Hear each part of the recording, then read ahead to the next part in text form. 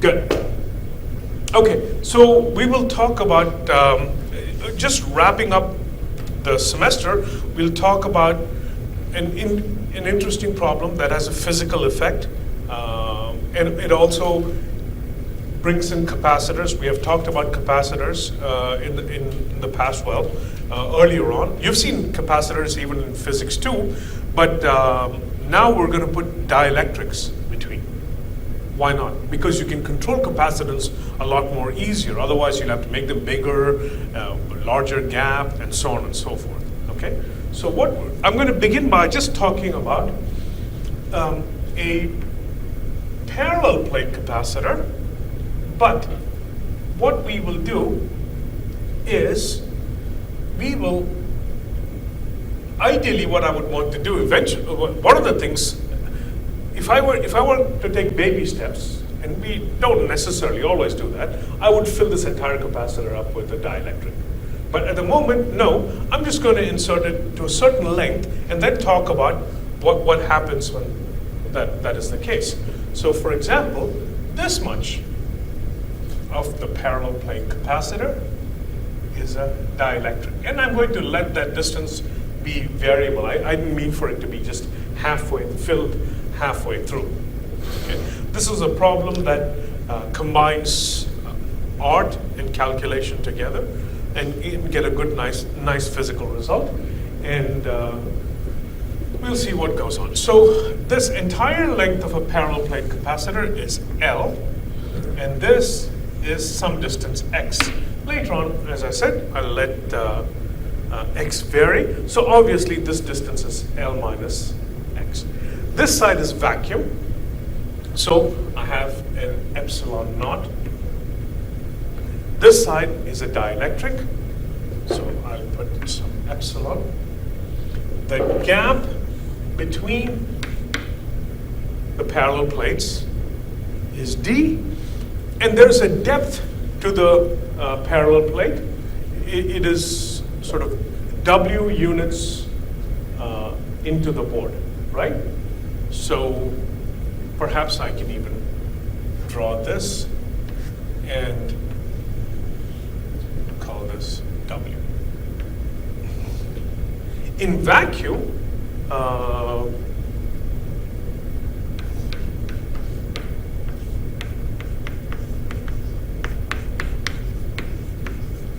then capacitance is epsilon naught A over D, where A is the area of the parallel plate, or in our case, epsilon naught over D. What is it going to be? L times length times width.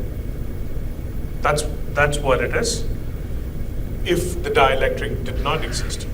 But the whole point is, the dielectric does exist.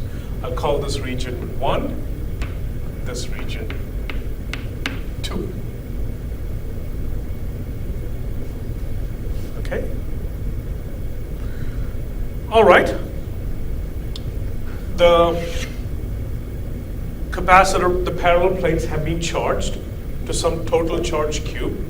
As a result, there's some potential V. And if I look at region 1,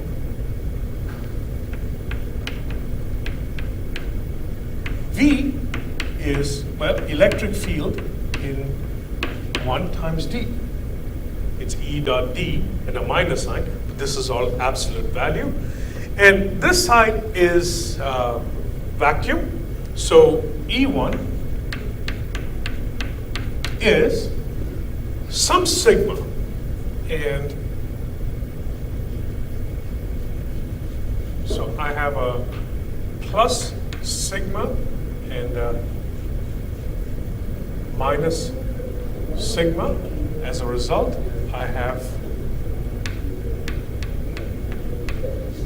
who recalls what it is? Very good, sigma over epsilon naught.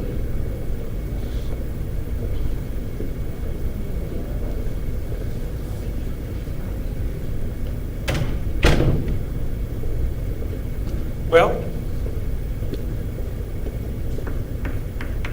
in region 2, well, these are conducting plates. Conductors are equipotential. So you would, again, the potential remains the same. So it is E2 times D. Correct? But on the other hand, over here, there's some charge over here, and because of that, there might be some bound charges and free charges. Okay? So D is going to be sigma free, correct? Just us. E is sigma over epsilon naught. D is, how did I get this? I'm going to erase this part, recall. Divergence of E is sigma over epsilon naught, total sigma. Divergence of D is, not sigma.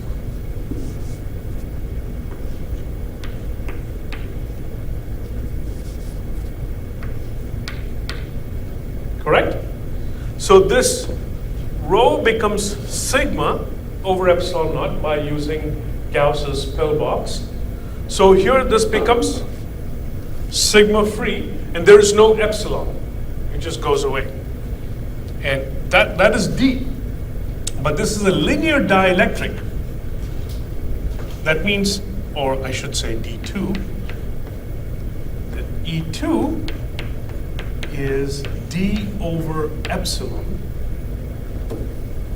So it is sigma free over epsilon. Okay.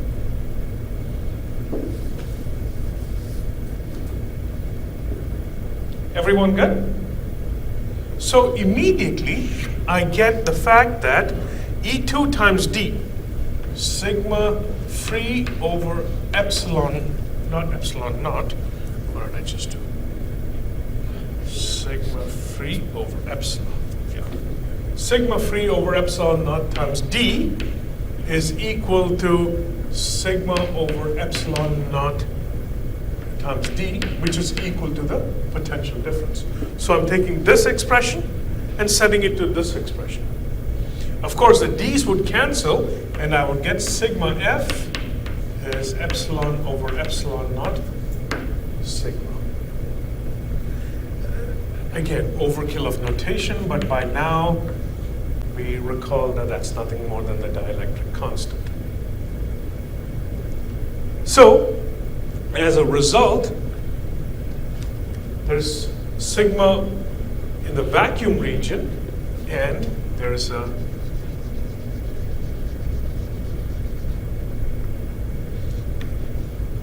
sigma free. So there's also going to be a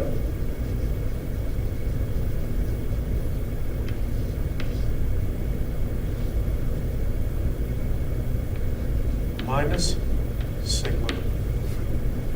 But again, this is a good reminder of all the things we've been studying. But there's an electric field inside the dielectric.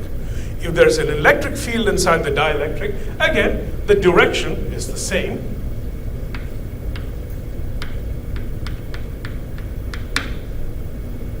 Yeah, but we know that there's a polarization vector in a linear dielectric given by this. So again, it's going to be in this direction. So I'm only going to write the magnitude. We know the direction. P is going to be epsilon naught chi E sigma free over epsilon.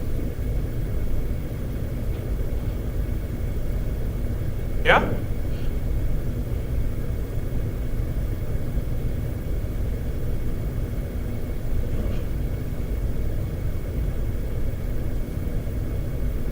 Is that true?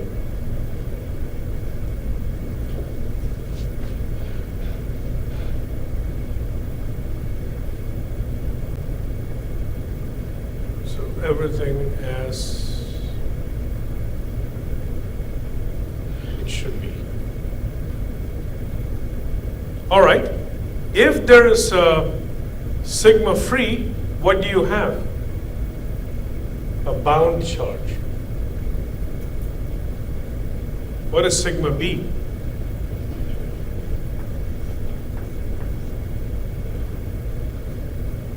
It's P dot n. Correct? So let me make sure. Yeah. Which way is the normal?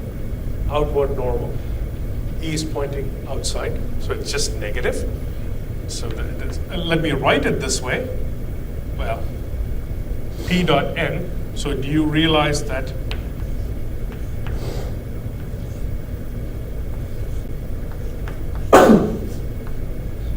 that is correct? And I could replace this by what?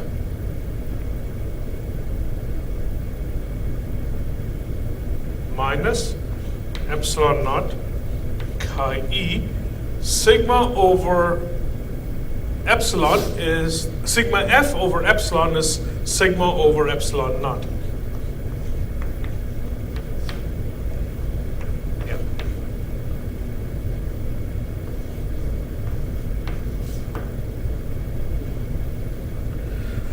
So let me make that very clear. This is a plus charge. As a result,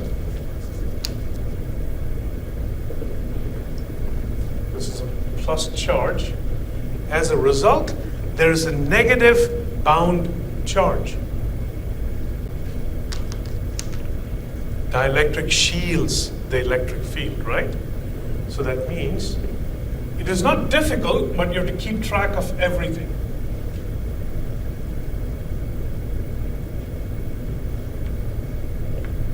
Negative chi e sigma.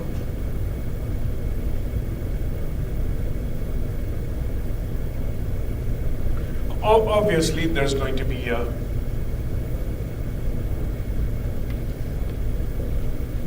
positive chi e sigma. Oddly enough, when you look at the total charge density in region 2,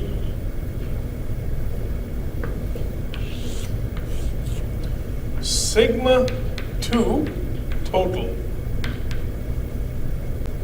that's equal to sigma free plus sigma bound, which is what? Sigma free is ER sigma minus chi E sigma, well,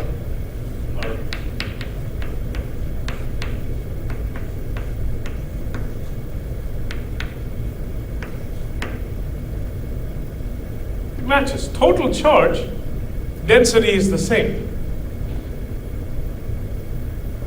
But you would actually have a larger charge density accumulated on the plate itself to compensate for this this negative charge. Do you see that?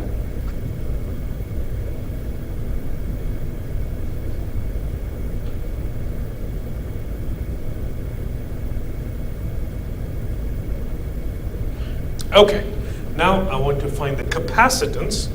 That's where I'm headed toward. So it is QVC channel, right? Q equals VC. So capacitance is Q over V. I need to find total charge on one plate and divide by the potential difference. I would have the capacitance. So let's write total charge. On this side, I have sigma. So I have sigma times the area, which is L minus X times W. Yeah? Plus sigma F. Because on this plate, it is sigma F. That's what's on the actual plate. Sigma F times X times W.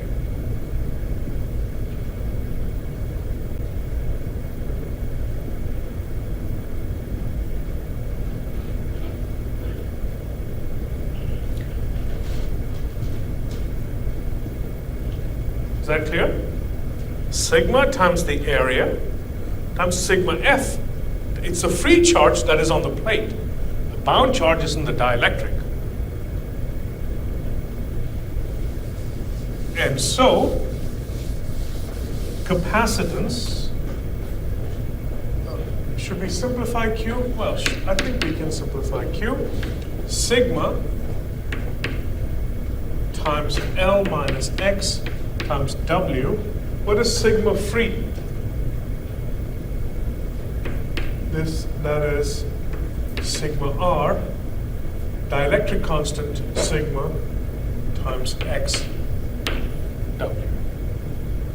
So I can factor out a sigma W, and then I have L minus X plus ER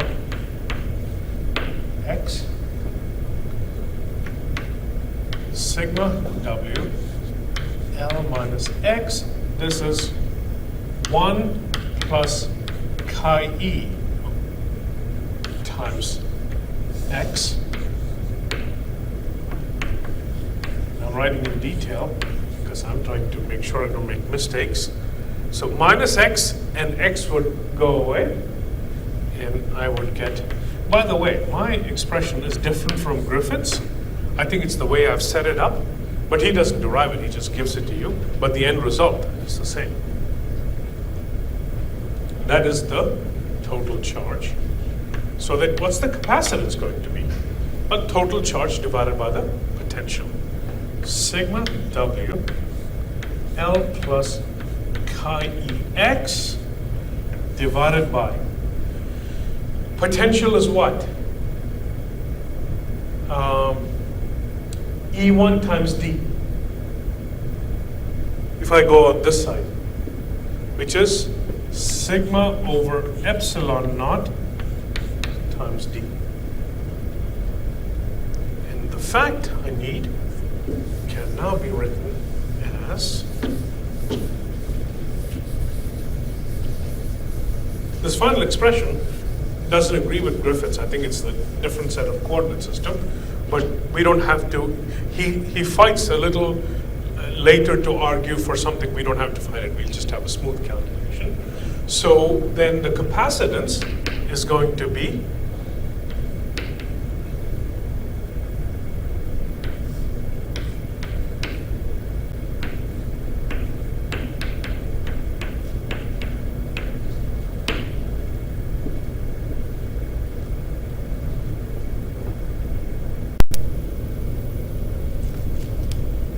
okay, so we have seen that if you have a dielectric in a portion of a parallel plate capacitor, we have inserted the dielectric to a length x. The length of the parallel plate capacitor is L, so the remaining vacuum region is L minus x. This has a plate separation of D, and the width that goes into the board, if you will, W. In that case, the capacitance of this dielectric is given by epsilon naught W over D, L plus chi E times X. Few things to remember. Over on the vacuum side, you would have some plus sigma and minus sigma over here. And the electric field points from the plus charge to the minus charge. On the dielectric side, you would have a free charge density. We have shown that to be it's proportional to sigma, and this is the dielectric constant. But in addition, there's a bound charge from the polarization. Indeed, these two add up to give precisely sigma. This is the capacitance.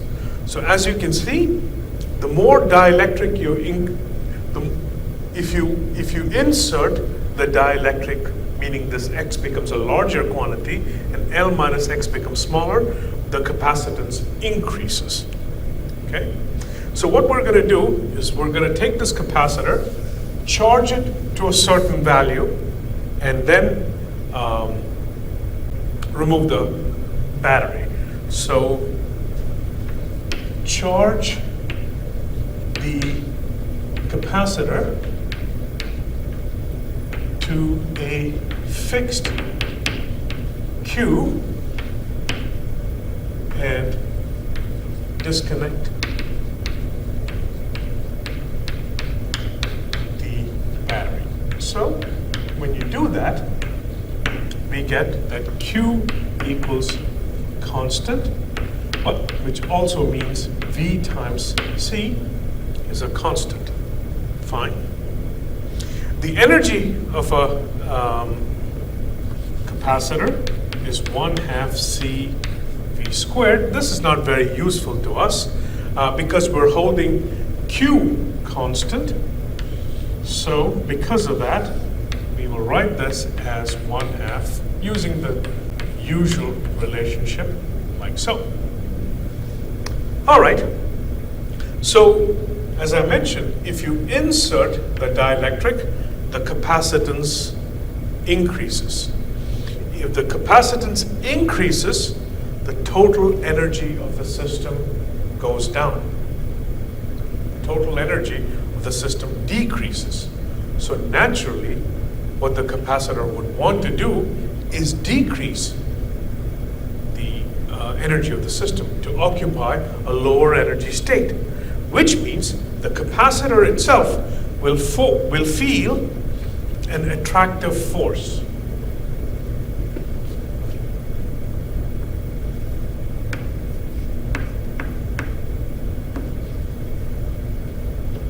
So this is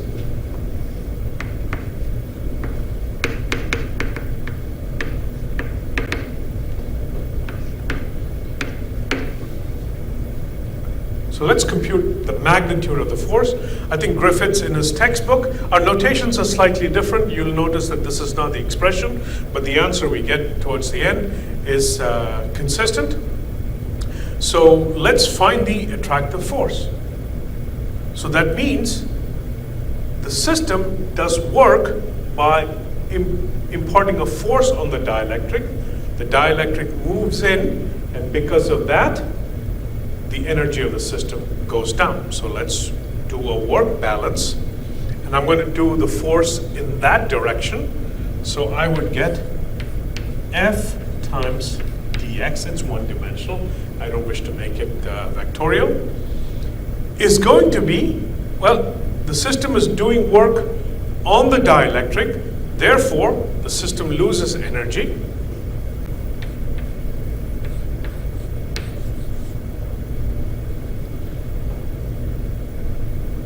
And if I use fundamental theorem of calculus, I would get F is equal to. Once again, I want to caution you that I'm computing the magnitude of the direction. We know that the force is attractive. Griffiths, in his textbook, hangs on to the direction. Meaning, we'll get a negative value. But I'm just computing the magnitude because I have inserted the plus here, the negative here. So the work is done on the dielectric. As a result, the system loses energy. Okay, well, that's easy. That's equal to minus, I'm going to look at this expression right here. Q is a constant, 1/2 Q squared dc dx, not dc, but rather 1/c. So that becomes a minus 1/c squared. So I would get 1/2 Q squared over c squared dc dx. Well, this is nothing but the potential of the system. We don't care what it is. It is v squared, so it's a positive quantity. And then dc dx, looking from this, it's easy to take the derivative with respect to x, and we get it to be epsilon naught omega chi e over this is the magnitude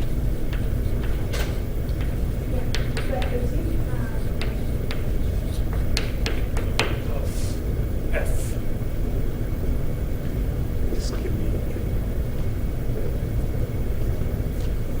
Just give me 2 minutes. Okay. What time does class start? Well, I thought I was at the wrong class. No, you're.